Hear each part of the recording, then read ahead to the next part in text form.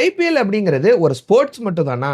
ஐபிஎல்ல விளையாடக்கூடிய எந்த ஒரு பிளேயர்ஸ் வேணா இருக்கட்டும், அந்த பிளேயர் எல்லாருமே அவங்களோட ஃபேன்ஸுக்காக மட்டும் தான் விளையாடுறாங்களா? ஐபிஎல் வெறும் ஒரு ஸ்போர்ட்ஸ் மட்டும் தானா? இல்ல ஒரு எக்கனாமிக்கல் மாஃபியாவா? ஃபர்ஸ்ட் வந்து ஐபிஎல் எப்படி ஆரிஜினேட் ஆச்சு? எங்க இருந்து ஐபிஎல் உருவாச்சு? ஐபிஎல் அப்படிங்கிறது ஒரு இன்ஸ்பிரேஷன் மாடல் தான். ஜி என்டர்டைன்மெண்ட் அப்படிங்கிற ஒரு கம்பெனி, மீடியா கம்பெனி வந்து ஐசிஎல் அப்படின்னு சொல்லிட்டு ஒரு கான்செப்ட கொண்டு வந்தாங்க. அந்த கான்செப்ட், அந்த மாடல் வந்து பேன் ஆயிருச்சு. அது வந்து ரிஜெக்ட் ஆயிருச்சு. அதுக்கப்புறம் இதுக்கு பின்னாடி இருக்கக்கூடிய ஒரு பிசினஸ் மாடல், இதுல எக்கச்சக்கமான காசு பார்க்கலாம் அப்படின்னு தெரிஞ்சுக்கிட்ட பிசிசிஐ என்ன பண்றாங்கன்னா, இந்த மாடலை திருப்பி ரீலான்ச் பண்றாங்க. 2008ல இந்தியன் பிரீமியர் லீக்னு சொல்லிட்டு ரீலான்ச் பண்றாங்க.